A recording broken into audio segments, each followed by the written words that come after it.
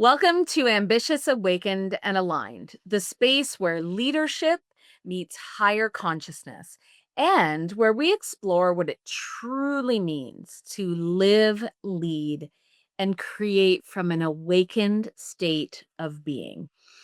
Today's conversation feels divinely orchestrated, a true example of following the nudge.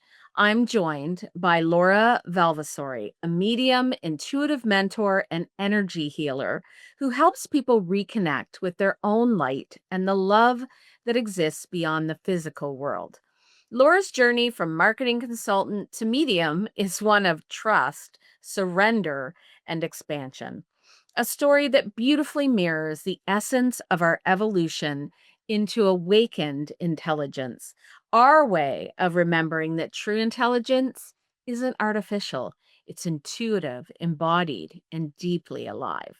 In this episode, we'll explore how the universe, or even our loved ones who've crossed over, are always communicating with us through signs, synchronicities, and sensations, and how opening to this dialogue can bring clarity, comfort, and magic into everyday life.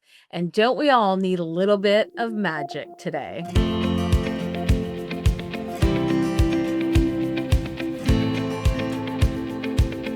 Welcome, Laura. Just thrilled to have you here today and just for us to explore this. I will say you are the first medium to be on our podcast. Excellent. How exciting is that?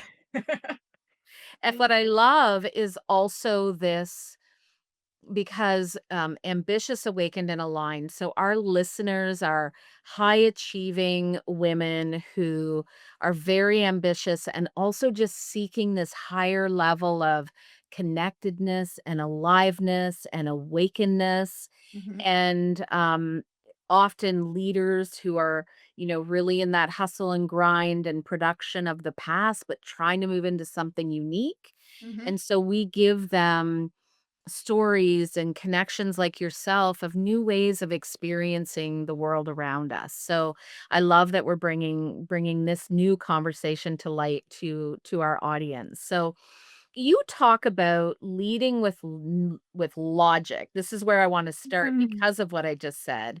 mhm. Before life nudged you into something much more intuitive. So can you share that moment of when that shift really began to happen for you? Well, for me, it was, a really big life change that started to open this up. My dad was diagnosed with cancer in January of 2023, Mm, and at that time, I had a marketing consulting business that I'd had for about 10 years and was very successful, and I had written a book, and the book had been launched in the fall, and the book was for, women who were looking at leaving their corporate jobs and entering entrepreneurship, and it was helping them with the shifts that have to happen in your mindset and your habits, mm, and I was starting to feel like there was a nudge or a whisper in me that I was ready for the next thing, mm. and I thought that that was going to be more work around supporting women entrepreneurs with marketing and strategy, given the book I had just launched. And I actually let go of some of my clients in the December. I spoke to my biggest ongoing client, and this was a very scary thing because I loved working with them and it was a good financial relationship for me. And I said I was going to start scaling back for them to bring someone else in. And then things started scaling back in other clients. And about 2 weeks later, my dad was diagnosed with cancer. Mm, So I then knew that the opening that I was intuitively feeling or ship that was coming mhm, was really about this next season of really caring for him. mhm. And that whole experience is what led me to then this place that I'm now unexpectedly, knowing that I'm a medium and doing a very, very different kind of work than I was doing before. Mm. I feel like that will resonate with so many people where we experience the nudges Mhm. and don't follow them. So No. Yeah. what inside, because that's a huge shift. Yeah. So what inside of you have you learned to be an allowance of those nudges? Like what how do you step into that when you're feeling them? So for me, I became more aware of how I was feeling things in my body. Mm, And I was starting to notice that I previously would have been excited about pursuing X kind of project. And I was starting to notice that my level of excitement or passion was it was like, yeah, I could do that, and I'd be good at it, and it would be lucrative and all of the things, but I just wasn't feeling very lit up by it, mm, and then I was also noticing more physical, um, awareness in my body. So for me, a lot of my yes and my no happens in my solar plexus, so, like, right above your belly button, that space that's there. If something's a yes for me, I'm like, "Okay, that's good." And if it's a no, I feel it in my lower belly and my gut. mm, And I was noticing more and more situations where my lower belly gut was firing up. And I didn't want that to be true because I was in a very comfortable space. And the mm. prospect of doing something different, even the prospect of shifting to doing more mentorship and support for women versus working with more corporate and small businesses, that was the shift I thought I was trying to Right. open myself up to. Little did I know it was like this completely out of left field Mm, shift that was coming. And it was like those first nudges, but it was starting to awaken in me. And as soon as we received my dad's diagnosis, I was like, oh, okay.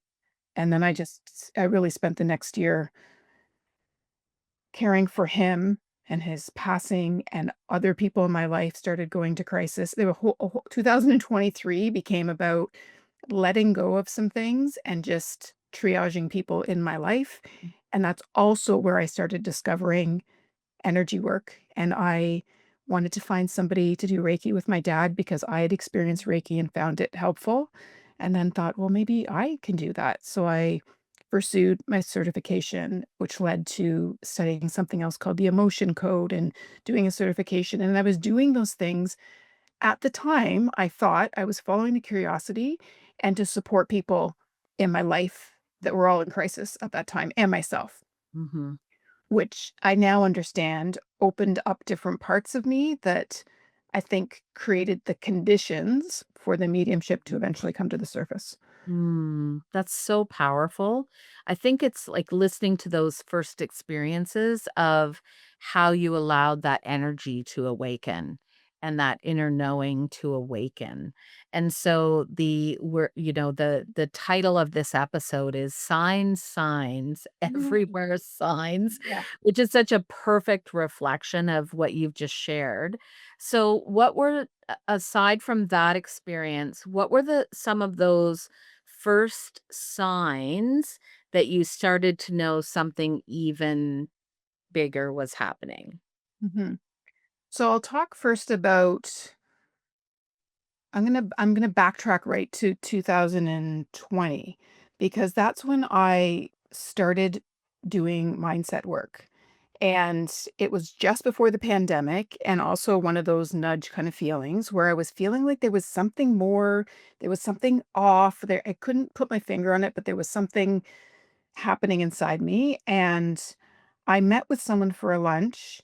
And at the end of that lunch, I ended up signing up for her mindset coaching program, not even intending down that road.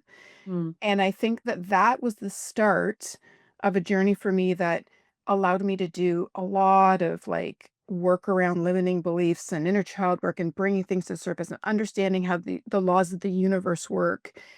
And that led me to, tap into my intuition more. mhm, And all along, like these things started happening. So I started becoming more aware of signs around me and more aware of how the universe communicates with me and I'm more aware of my own inner knowings.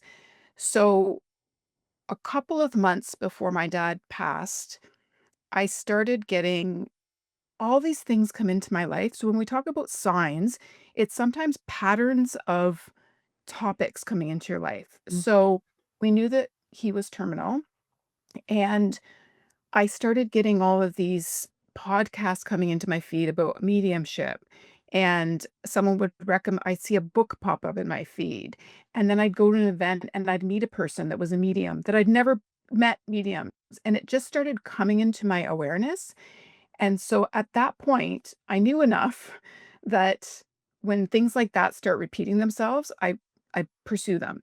And I Mhm. thought I was pursuing them to be able to have a way to communicate with my dad through a medium when he passed. And it was opening up to that and doing a reading myself with a medium that started to show me what was possible, and I think that that was, like, it opens the snowball. So those were, like, some of the first, I call them signs as in patterns, and then after my dad passed, I very quickly started receiving signs from him, which I can talk about if you want. Mhm. Yeah. Tell us. Tell us more. So, I'd say the first significant sign, well, there was a few, but the first was on the day of his visitation. I was out for a walk, and I found a blue jay feather. And I had never found a blue jay feather in my whole life, and my dad had crystal blue eyes and was known for them, and I knew that it was, like, it just stood out, and the significance of it being on that day, made me feel like it was, like a little sign from him.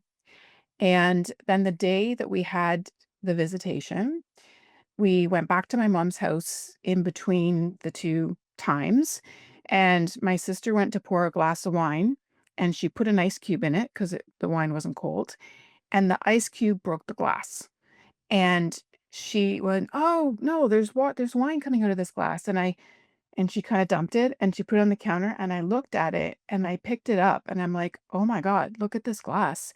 It broke a hole in the side of the glass in the perfect shape of a heart. Oof. I have never seen a glass break with a hole in it, first of all, and not shatter, and it was so specifically a heart that I was like, "This is dad, for sure." And hearts has become one of the signs that he brings through over and over, and more specific signs like the name of all of his boats. My dad was a fisherman, and all of his boats were always named Wanderlust. And the word wanderlust will come up in the most random and specific ways, and I know that those are signs from him. Mhm. So, do you think that it's easier to experience the signs of the people close to you? Or here, I'm moving to the and now how do you recognize that you're able to do that for others? Because S now it's moved into not, "Hey, Mm. I see signs with my dad," Mhm. which he's coming to you strongly with those Yeah. examples, but how do you begin to notice the signs for others? So at first, so I had a pretty, abrupt awakening, I'll call it. So, I love those ones. yeah, it was abrupt. So what happened was that reading that I had with the medium happened 2 weeks before my dad passed.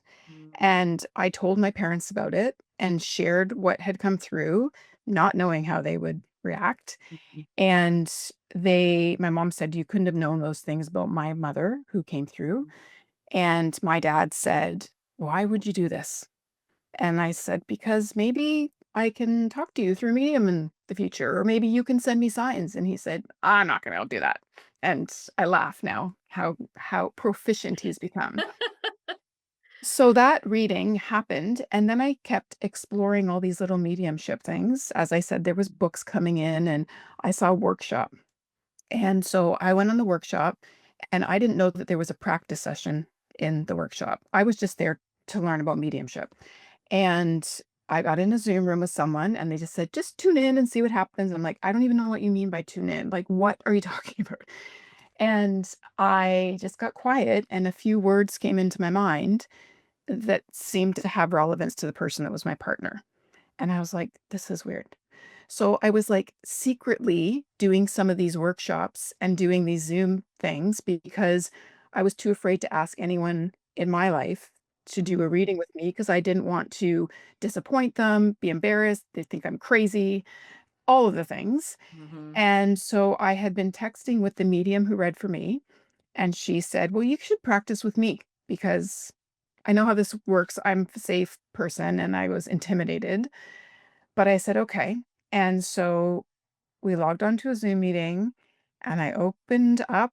By that, I meant I just got quiet and saw what happened. And her grandmother came through, and it turned out to be the first full reading that I would say that I did. And that opened up some sort of like Mm, beacon to the spirit worlds. And I started getting spontaneous connections that I couldn't control. And I would go somewhere and I would meet someone, and the next day I'd be driving in the car and I'd be like, "Hi, I'm Betty. I have 2 kids. I'm a smoker." And I was getting all this information for other wow. people that I thought I had to like communicate, which I now understand Mm, I don't have the obligation to. But, it took me finding some teachers and some training and understanding how to navigate that, but that's how I started to understand, like, "Oh, this isn't just me with my dad, this is me with other people, and there's something more here," and then I was guided to teachers through synchronicities, mm, um, ironically, a teacher named Andy, which is my dad's first name, wow. and, a number of different trainings I've gone through and things like that, and practices and all of the things that then helped me develop Mhm, and is still developing and will always be developing. This isn't mhm, kind of a thing that you recognize and then you're like, "Oh, I've got it now." It's like the spirit world continually guides you in developing, in giving you experiences you need to have to learn the next thing. that's so powerful. I think it's how many times we miss it. And so I how many times we miss even the synchronicities that are happening for us, and we've got our heads down and we're asking for support to the universe, Yeah. to spirit, and it's right in front of us and we miss it. Well, I actually think, looking back, knowing what I know now, I actually think that I had my first opening in November of 2020, and it was the first time that I heard something Mm, clairaudiently, and I had this loamy massage, and it cracked something open in me, and I got in my car, and I heard, "Go to the water," and I was like, "What wow. is that?" And so my meditations changed at that time. My I started having more signs and synchronicities. I started hearing more things, but I was not equating it to be any kind of intuitive or mediumship. Right. And what I know now is like I think that was my starting to development. And then the spirit world eventually just got frustrated with me and was like, here we are. Well, I think they Oh, whisper and then, yeah, whisper, whisper, whisper, whisper. I'm like, oh my gosh, she is not getting the memo. So now the train is coming the right train through. is Get coming. We're ready. gonna smack her with energy that's gonna run her off the road. Literally, that's Exactly. happened, Oh so, my goodness. yeah. How have you found, coming from this practical um aspect of your personality, because Yes. I feel like as we've gotten to know each other, you still have that Yep, practicality to who you are. I do, So yes. how have you found blending that practicality with all of this like unseen and energetic downloads coming your way? It has not been an easy transition. Mm, I have gone through a lot of dips in trying to understand who I am at mm, this point because mm, this is so, so different than everything I've built, created, identified with in the past. I was a marketing strategy and planning consultant. Like I specifically focused on strategy and planning, which mhm, means you're using a lot of logic and you're losing, you're connecting the dots, which I also now see plays out in my mediumship. So there is crossover, but I've really struggled with my self-image of like, how am I this mm, business person? And now how am I showing up in this world? But I also think that that's one of my, I guess, gifts or uniqueness is that I'm not some woo woo woo person. I'm not some only logic person. I've actually come to a place where I understand that you need to blend the two mhm, and that you need to be open to the guidance that's available, but then you need to do the practical things in life and act on them. So it's not one or the other. mhm, And so I think that I approach all of this work now with a very practical, grounded sense to it mhm, and trust that it will continue to unfold as it does, but it's been a massive self-image transition. Mhm. The first time that you and I met, we were at a conference Mhm. and we sat beside each other, Mhm. and that was the first time I had ever introduced myself to anyone as a psychic medium. Mm. And the word I was beet red, I think, because the words felt so unnatural for me to say, Mhm. and I still find like, it's still something that I'm working through, and I'm more comfortable saying it now to some people, but other people more that I've known from, like, my past, when they're like, "Hey, what are you up to now?" I'm like, "Well," because 'cause they've known me as such a different way, but what I'm seeing is that this is the evolution, and I think we all go through these evolutions, Mhm. and it's so hard to give ourselves permission to evolve into the next thing when we have built something, created something, established some kind of identity. When it feels very different, it's a process to go through to Mhm. give ourselves that permission to evolve. Well, we have to create that safety in Yes. ourselves Yes. in that new identity so that we're ready to then expand that Yes. out to the Yeah. world, right? And I've been through very similar, and again, I think this touches what our audience experiences all the time as women, Yes. we that some of those more energetic, more, for me, I love talking about the nervous system and the identity evolution. Yes. And, we need breath work and meditation. Those are some of my practices.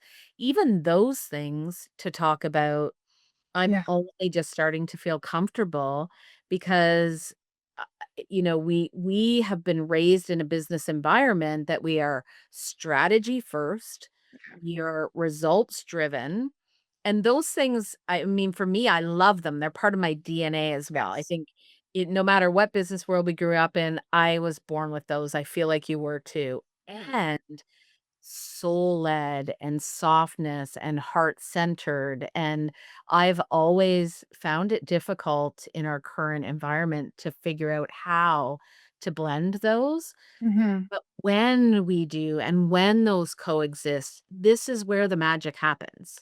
Yes, I think so, and when you speak about safety, and I was just talking about self-identity, that's actually something I'm very recently, have become aware of and has been something I've been working through because there's an acceptance of this myself to be able to share this with the world, and there's a great amount of, fear sometimes around the reaction that people are gonna have because this is not a common path. Mhm. And, for women especially, we put so much emphasis on our sense of belonging, and that's so Mhm. important. And the idea of feeling other in some way or doing something that is unconventional that, puts you out in a place that you could be rejected or people could say things that like she just thinks she's crazy or what does she think she's doing? All of that stuff really comes from a place of feeling internally safe Yes. first. So I think that's very natural for that to come up when someone's stepping into a new or evolved version of Mhm. themselves and Mhm. to support ourselves with practices like you've talked about, like breath Mhm. work and meditation and all of the things that calm the nervous system to be like, okay, this is good. We're good. Mhm. Mhm. Yeah. Well, and I also think, like, having that deep belief system in you're a bridge between 2 worlds, and don't we need some bridges right now? Like, Yes. at no time that you and I have been alive have we needed these bridges where these 2 worlds can come together more than ever, more than right now. Like, this is the time, and so I also wanna just call out your courage because I know even doing this podcast, like, well, I've got to find a way to here you are, you're sharing, you're being the bridge, you're showing other women and people that this is possible and it's time. It's time for people to wake up and feel alive again. And this is part of it. So, to the practices, what are some of your practices so that you can step into the frequency of this day in and day out? So for me, finding places of stillness is Mm. probably the biggest key. And I've had more space in my schedule as I've gone through this transition, which can feel scary at times because I'm like, ah, but I now understand that it's given me the space to find the stillness and Mm, having micro times in your day where you can find stillness. So I've had a meditation practice for many years, and that looks different at times. Sometimes they're longer meditations, sometimes they're like 10, 15 minutes before I'm going to bed. That's probably the most consistent one. But things like walking in nature, huge for me. I walk every day. I'm in the forest, and I think being in nature helps us connect energetically to something and grounds us. And stillness in meaning that I try to find places where there's not things coming at me. So I mm, used to always walk with a podcast or music on. I walk without them often now. I used to always drive with music on or a podcast or something happening. I drive for periods of silence now. And that is probably that's like a real key takeaway if anyone's looking for a way to feel more connected. When you're driving, you're in a state of active passiveness, and it's a very receptive state for guidance to come through to you because you're engaged in the act of driving, but you're kind of on autopilot. And that is sort of the state you're in to receive information. And so I get a lot of downloads in the car. mm. So I think that finding stillness is probably the most important key. I love that perspective. I love the micro moments of stillness. And I think that's something that's so difficult for people. Yes. So the way that you described it, like if we could just I always talk about the power of the pause Yes. with the business leaders I work with, and it's like so hard, except we can't hear anything unless we take those moments, right? There's So so much coming at us with social media and news and again, podcasts and things that we all are mhm, excited and want to engage in. I'm like, "Oh, yeah, I don't wanna hear that. I wanna do that." But when we constantly have things coming at us, like, it doesn't allow us to hear our own guidance or in the shower is the other time, just, like, allowing yourself setting the intention when you step into the shower to just say, "Okay, I'm open. What is it?" And it might just come to you as something that occurs to you. It might come to you as a song that you start hearing in your head. mhm. It might be a memory that pops up. Our intuition speaks to us in different ways, and becoming more and more familiar with how you receive information will help you start to feel more comfortable when that information does come in. Tell us a little bit more about that, about how we receive information in different ways. So everyone has what they call psychic clairs. So I think of them as senses beyond your five senses. And they allow us to tap into this unseen world, whatever you're comfortable calling it. And we do that in different ways. So for me, I am largely clairaudient, they call it, meaning that I hear things. And when I say that I hear things, something that I learned is that the downloads and the information that comes in even during a mediumship session is in my own voice. I think that Mm, people expect it to be like the voice of God or like or of like something else, but it's your own thought. But when you get a thought that you're like, wait a second, where did that come from? mm, That's often a clairaudient experience. mhm, I also get a lot of downloads of songs. So I'll just randomly find myself humming a song and it'll either be connected to the lyrics, so that they're trying to communicate something through the lyrics, or it's connected to a memory or something else that's gonna happen. So that's clairaudience. Clairvoyance is clear seeing, and that is you might get a little fleeting moment of a flash of an image, and it might be still or it might be like a little video, like a little memory. So if like a memory randomly pops in, think about what that memory brings up in you. So if you're like trying to ask for guidance on a question and you suddenly remember this experience you have, like, what was that? What did I learn from that or something? And there's often a parallel between that. So that's clear seeing. Clairsentience is a feeling in your body. So you just have, like I talked about, this feeling in your solar plexus, it's a yes, a no. So it's like feeling your intuition in your body physically. And then clair cognizance is clear knowing. So that's just like kind of having a knowing. Like I would say that I had a clear cognizance around, I just know that I need to scale my business back because I feel like something's coming. I don't know what it is. It was just this feeling that kept coming. So that's an example of claircognizance. And then there's a few other like smelling and clairgoustians where you taste something that's often more connected to a mediumship. If someone's trying to like put a memory into me, I get Mm. the taste of the food in my mouth. Oh, wow. Yeah. Yeah, it just happened yesterday. It's wild. Wow. That's wild for sure. So how like, do you feel that we all have an opportunity to have this connection? 100%. And what are some ways that we can step into that? So I believe that we all have the ability to connect to the guidance from the larger universe and to connect to our own loved ones, that we are all beings of energy and we stay connected to this energy, which allows us to have this communication. So, um, back to what I said earlier, finding some moments of stillness and being in nature can start helping to raise um, your vibration. Mhm. Setting the intention to connect is also important. I think sometimes people feel frustrated if they're not getting signs or they feel like they want to, but they're not asking. And when I say setting the intention, something as simple as sitting in stillness for a few minutes and bringing the person, your loved one, into mind, just thinking of them starts to open the connection. So just Mhm. thinking of them, memories, their laugh, their voice, the things that remind you of them, and just sit with that feeling for a few minutes and start to notice if anything comes up. Mm. Feelings in your body, tingling on your face, any of those clairs that we talked about, if you start and trust that that is them. That is Mhm. the biggest hard part. I think that's probably the hardest part because it feels like you're making it up, and it always will feel like you're making it up.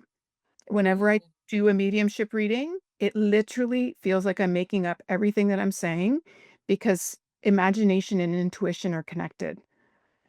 And it's building this muscle of trust and being like, okay, I'm getting this. So I'm just going to say it. And then getting the feedback that that is a relevant piece of information. And the more you do that, the more you start to build trust. So for anyone who wants to build a relationship with their loved one, that practice of stillness or asking them for signs, I would say is the other thing. Asking them for a specific sign of like a pink octopus. Show me a pink octopus and be open to receiving it in whatever way it comes. It could Mm. be a meme on Instagram. It could see seeing a stuffy in a store. It could be a sticker that's laying on the sidewalk as you're out for a walk. It can come in many different ways and not to like set the expectation of how it comes, but just asking for a sign, being open. And the first few times you receive that sign, you're like, oh, wait, this could be real. And it starts to build this trust. Mhm. And it's Oh, fun. that's so powerful. Yeah. I know that people are seeking that deeper connection to everything around them. So just like everything that you have shared is also, I kept thinking the word intuition, like Yeah. helping open up that intuition Mhm. for ourselves and then expanding beyond that to the mediumship that you're Right. talking about. Yeah. Yeah. So do you feel like your intuition is even stronger since you've been Oh, developing this muscle? Yeah. yeah. So intuition is the way I define intuition is connecting to that our inner world and our inner knowing. And the way we do it is through those senses that we talked about. Mhm. Those psychic senses are the way that our intuition speaks to us. Mm. And so it can be different for each of us. It Because can be for me, I different know for everyone. I Yep. get the more like that little sound bite. Yep. Like, where did that come That from? comes from it feels like outside of yourself. So your It does. intuition, it Mm. feels outside of yourself or like, I wasn't Mhm. thinking about that. Or like it comes so out of the blue Mhm. that you think, how could that be? That couldn't be me. But again, that little tip that I learned along this journey of it coming in your own voice was so helpful for me because I thought, well, that's just me making it up. That's just my imagination. And when I started to recognize the difference in the way that it felt when it came in, I was like, "Oh, there is a difference." Mhm. It sounds like the word that also coming up for me is surrender. So that as we instead of being in judgment about the things that are coming through, the more like, have you found the more that you surrender to the experience, the more that has opened up? Absolutely. Mm, I actually tattooed the word trust on my arm nice. to remind myself to keep trusting, and every time I trust and I surrender, more opens up and more gets revealed. And I'm not saying that that means it's an easy road, because sometimes that more is like a lesson that needs to come up or something that needs to be healed. And I'm like, oh, we're going through this again. Here we go. More? More, great. No, I thought I'd learned enough lessons.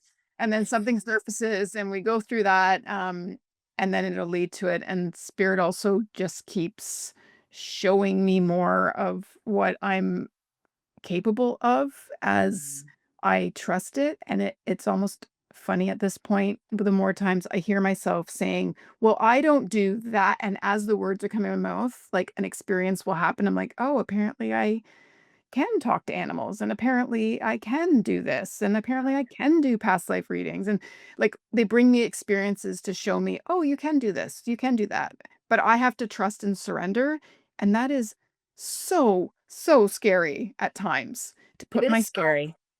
to put myself in these situations. This is the most vulnerable thing I have ever done in my life, to put myself in front of another person that is often grieving, Mhm, and just trust that spirit is gonna be there to support whatever they need in that moment, mhm, and know that I'm the channel, I'm the bridge, and for me to just trust what comes and share it openly, mhm, and if it doesn't go as I think it's supposed to go or something happens in the reading, there's also a lesson in it for me or the other person. So mhm, trusting that, like, it's all good no matter what happens, and coming from the more perfectionist way that I have spent most of my life, like, I wanna do a good job, and I want you to be really happy, and I want you to get the best messages as you can, but that's me controlling a situation, or that's mhm. me not trusting what needs to happen, so that's been a really big learning curve. It's all about letting control.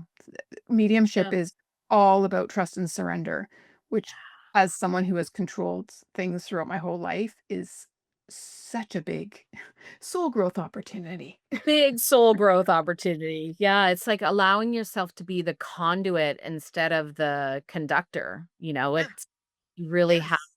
It's to a great way allow of it to putting it. come through you, and yet, what comes up for me when you say that is, and yet, that's where the magic is. The magic isn't in Yeah. control. Yes. Whenever we control something, we don't experience something magical. But when we let go and surrender and trust and be the conduit for someone else in your experiences to Mhm. allow those messages to come through in service of the people, wow, that's power. Right. Like, that is so magical. So the other piece that I just wanted to mention, because it just came to mind, was we talk about trust and surrender, but the other thing I've learned is so powerful is intention. Hmm. So intention is how I tap into any of the different abilities I'm becoming aware that I have. So when I'm doing Reiki, I'm setting the intention for the Reiki energy to flow through me. When I'm Mm, doing mediumship, I'm setting the intention for a loved one to come close to me. When I'm doing an intuitive guidance session, which is more of a psychic reading of more guidance, I'm setting that intention. With the emotion code, everything is based in intention, and then the energy flows in the way that the intention is set. And I think that mm. that can be applied to so many areas of our life, and I never really understood the power of intention and how much it can impact our experience and our outcome. That's incredible. You had a favorite Wayne Dyer quote that I'm actually gonna put in the notes of the show. Can you share that with everyone? Because that was about the intention. Did it come from the power of intention? That book has been Oh, pivotal, pivotal.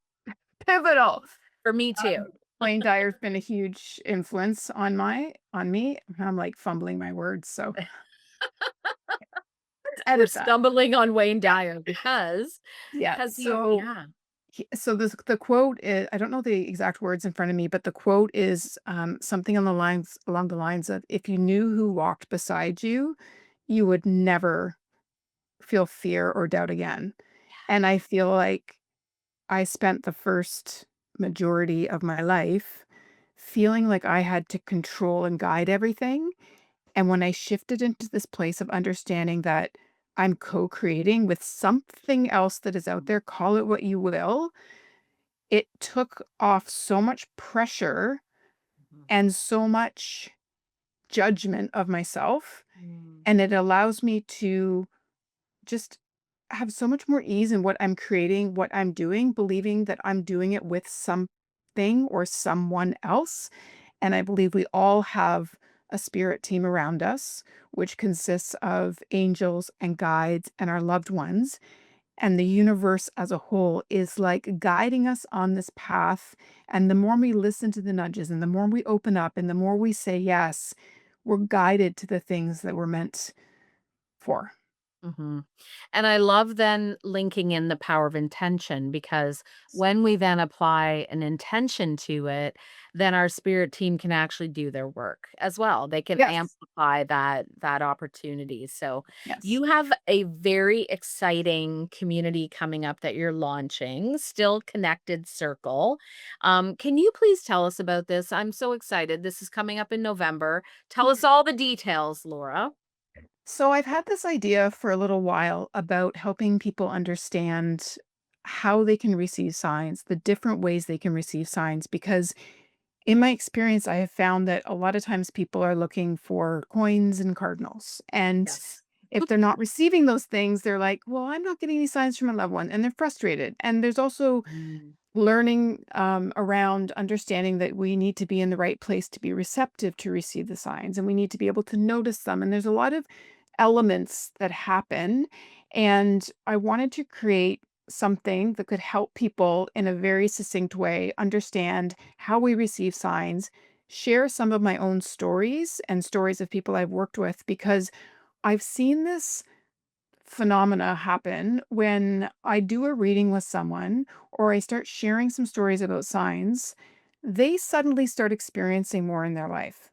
mm, And I believe that it can be a catalyst for something opening when we borrow someone else's belief and understand what they've experienced. And I think it starts opening up something for us. So I decided to create this circle as a bit of an experiment to bring people together in person initially and go through an intention setting exercise together, do some grounding and meditation together, share some signs, and also give people a place that feels safe to share their own stories. mm, Because so many people have had experiences that they're too afraid to share with anyone. And as soon as they hear what I do and what I've experienced, they're like, oh my goodness, I had this thing happen and I thought I was crazy and da da da da, but I really think it was my mom. And I don't feel like we have very many safe places for people to share like that. So I wanted to start by creating this little circle, doing this kind of activation and education. And then we're going to stay together in a WhatsApp group for 30 days after to be able to share your experiences with people that are in the same headspace and celebrate the signs that come through. And yeah, so it's a bit of an experiment for me because I feel like it can really activate something. And I'm mm. so curious to see what magic spirit brings. Oh, this is powerful. And when is this happening? So the first circle is November 22nd at Mhm, Sedana Yoga Studio in Burlington. mhm, And I plan for this to be the first of several, and I don't have locations booked for other ones, but I'm mhm, doing this one as a beta to see where it goes and can see it expanding out because I'd love to bring it mhm, to other people to experience. mhm. Beautiful. So in the show notes, we'll have your website. Go to Laura's website. You'll find all the details for this circle. And I think even my own experience, I can say that is I I've never had a place to share things that I have experienced because it's not a conversation that we open up about. And so I'm thrilled that we did that today and we planted a seed and had a chance to share your story and your gifts. And I'm so grateful you were here with us today. Thank you. Thank you. Thank you. This was amazing. Thank you. So much fun. Okay, so look up Laura, and until next time, and until we speak again, everyone stay awakened and stay ambitious, but more awakened and aligned right now. I think that's what matters more. Laura reminded me, and I hope all of our listeners, that we are never truly alone. The universe is constantly communicating with us, guiding us, and offering signs to lead us home to ourselves. Your story, your story is a powerful reflection of awakened intelligence in motion. The courage to trust the unseen, to lead with intuition, and to bring the mystical into the practical moments of life. I remember when we went to Dr. Joe this summer, he said, if you talk to people about spirituality and magical and divine, the room will clear. But if you talk to them about science and how the science of things work, and then you weave in the divine and the mystical, then people pay attention. Today's conversation reminded me of that. And if it sparks something within you, an inner knowing, a memory, or a moment of magic, take that sign. You can connect more deeply with Laura and explore her beautiful work at lauravalvasori.com or follow her on Instagram at Laura_Valvasori and on YouTube at Laura Valvasori. And if you're walking your own path of awakening, stay tuned for more conversations like this, where leadership meets energy and intelligence becomes awakened. And until next time, stay ambitious, stay aligned, and most of all, stay awake to the signs.